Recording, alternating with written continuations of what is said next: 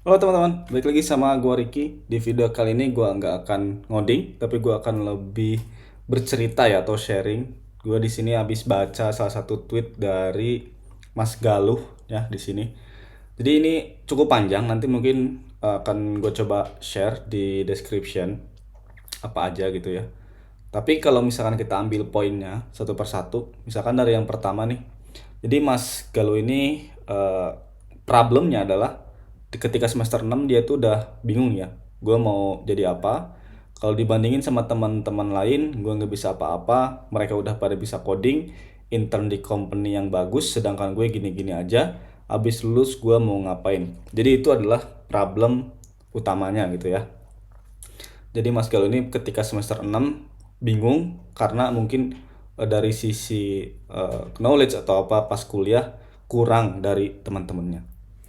Nah, terus di paragraf yang kedua di sini mungkin udah mulai masuk ke progresnya ya. Jadi dia udah mulai belajar otodidak, terus juga dia coba intern. Terus yang selanjutnya paragraf kedua dia terima intern sampai dia ditawarin full time dengan gaji 3,5 juta gitu ya.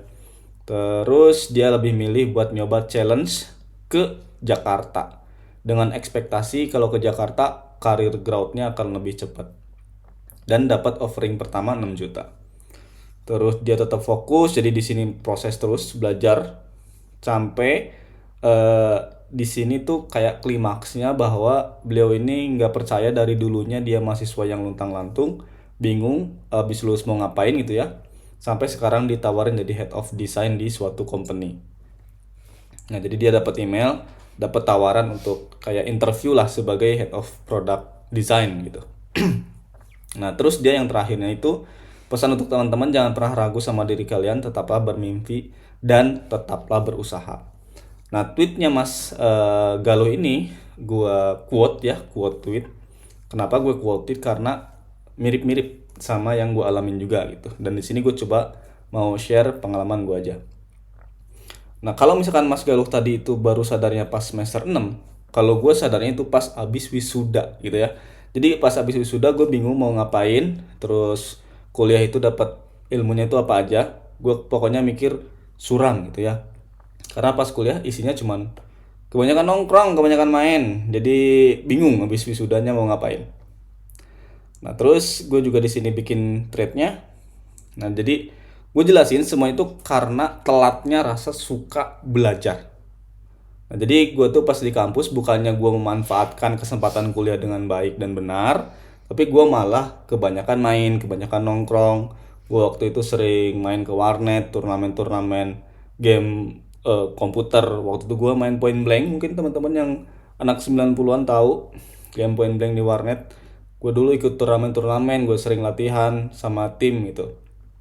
Terus selain itu gue juga sering nongkrong sama anak-anak di kampus. Jadi waktunya itu kebanyakan dipakai buat main, bukan buat belajar. Nah, itu merupakan salah satu hal yang gue sesalin pas gue kuliah. Jadi gue nggak memaksimalkan waktu gue kuliah. Nah, terus hal selanjutnya apa? Hal selanjutnya adalah karena pas gue kuliah itu ngerasa nggak punya apa-apa, nggak bisa ngapa-ngapain gitu ya. Jadi pas lulus gue tuh bingung. Gue lulusan tahun 2019, waktu itu udah mau COVID kalau nggak salah. Nah, tapi karena akhirnya udah bingung, udah kayak mikir mau ngapain sih gitu ya. Secara nggak langsung itu muncul mentalitas gue buat yang namanya survive.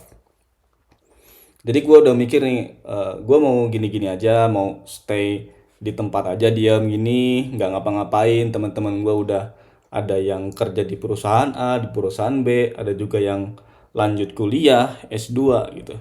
Sementara gue masih stuck gitu-gitu aja. Nah, itu jadi problemnya gue. Gitu. Nah, terus gue di sini diberi sebuah privilege. Gue waktu itu masih punya orang tua di rumah, terus gue tinggal di rumah itu masih dikasih makan sama orang tua, gue masih bisa tinggal di rumah tanpa harus bayar gitu ya. Jadi gue bisa fokus untuk memperbaiki kualitas diri. Jadi gue udah fokusnya gue tuh cuma satu, fokusnya gimana gue bisa memperbaiki kualitas diri, bisa nantinya menjadi apa, menghasilkan sesuatu gitu. Nah, itu privilege-nya yang pertama.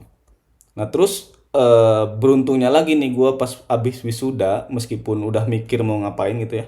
Itu ada temen gue yang ngajakin buat kerja bareng sama dia di perusahaan omnya.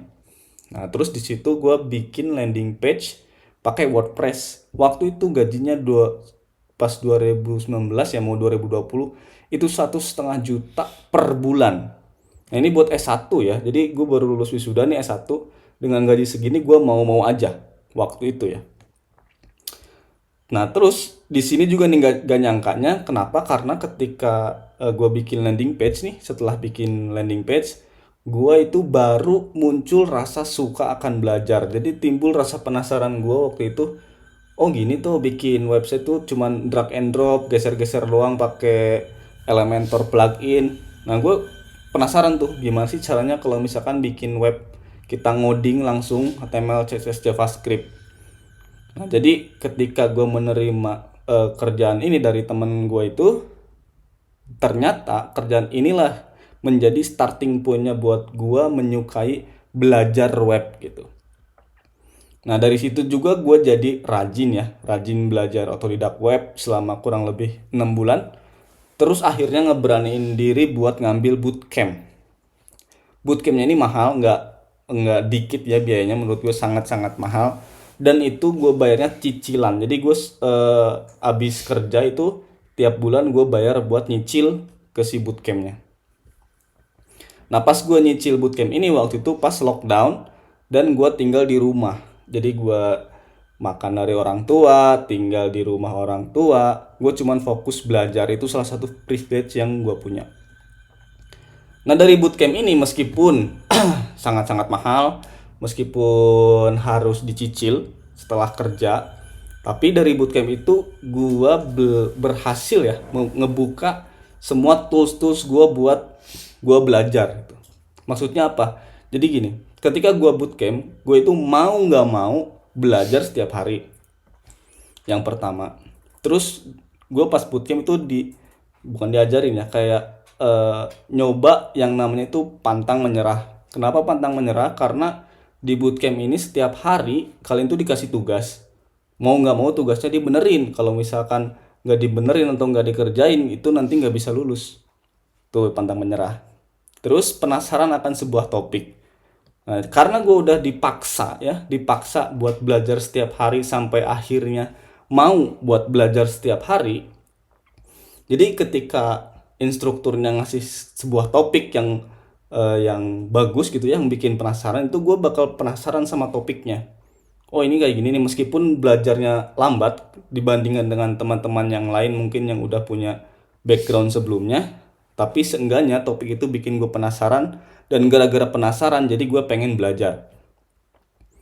Terus menikmati capeknya belajar. Meskipun setiap hari gue harus belajar gitu ya, tapi ketika di bootcamp itu gue itu benar-benar menikmati si capeknya belajar. Meskipun mata gue bengkak 2 kali, gue tetap mau belajar gitu. Dan akhirnya semuanya itu terbayarkan, lulus bootcamp gue keterima kerja di salah satu perusahaan di BSD Tangerang. Enggak 2 digit, enggak kayak yang di iklan-iklan tuh di marketing lulus bootcamp langsung 2 digit. Enggak 2 digit langsung. Waktu itu kalau nggak salah gaji pertama gue habis bootcamp itu 6 juta. 6 juta lah, 6 juta ish, 6 juta sekian. Itu pertama diterima kerja sebagai profesional programmer. Dan gue bukan dari lulusan IT. Gue dari pendidikan keguruan harusnya. Terus ngambil bootcamp. Dari bootcamp itu gaji pertama gue 6 juta. Gaji pertama itu nanti bakal dipotong buat bayar cicilan. Nah, terus setelah target gue tercapai bisa bekerja sebagai programmer, 1 tahun kemudian, nah gue dapet salah satu achievement buat gue karena bisa masuk salah satu SaaS atau software as a service paling gede di Indo. Sampai sekarang masih bagus banget, nggak pernah nge-lay off orang. Terus juga karyawannya makin banyak. Pas terakhir gue di sana itu 1.000 lebih, mungkin sekarang udah 1.300, 1.400 mungkin udah ada. Nah, di sana gue belajar banyak banget. Jadi di sana gue belajar mulai dari Jenkins, Jira, terus eh, development, staging, production, belajar deploy production, terus belajar CI/CD, bikin test case. Kalau misalkan bikin task harus pakai test. Di sana gue belajar bikin RFC. Di sana gue bisa discuss sama senior, mentornya jago-jago gitu. Jadi ketika gue join SAS itu bener-bener banyak banget ilmu yang gue dapat di sana. Dan dari situ juga ngebikin gue semakin pede sama value-nya gue gitu ya, sama kemampuannya gue. Dan akhirnya gue sekarang bisa dapat kesempatan buat kerja remote dari kantor US. Dan semua itu terjadi kalau misalkan diurutkan lagi. Yang pertama itu karena gue punya mimpi dan usaha yang gue lakuin. Mimpinya itu gue pengen kerja di bidang programming gitu ya. Terus usahanya gue dengan belajar otodidak. Terus dari otodidak gue belajar pakai bootcamp. Habis itu ternyata jalannya dilancarin. Gue bisa kerja di BSD setahun. Terus dapat kesempatan masuk SAS, salah satu SAS paling gede di Indo. Terus juga sekarang remote programmer dari kantor US. Gue sekarang tinggal di kampung di desa, tapi gue bisa kerja remote US.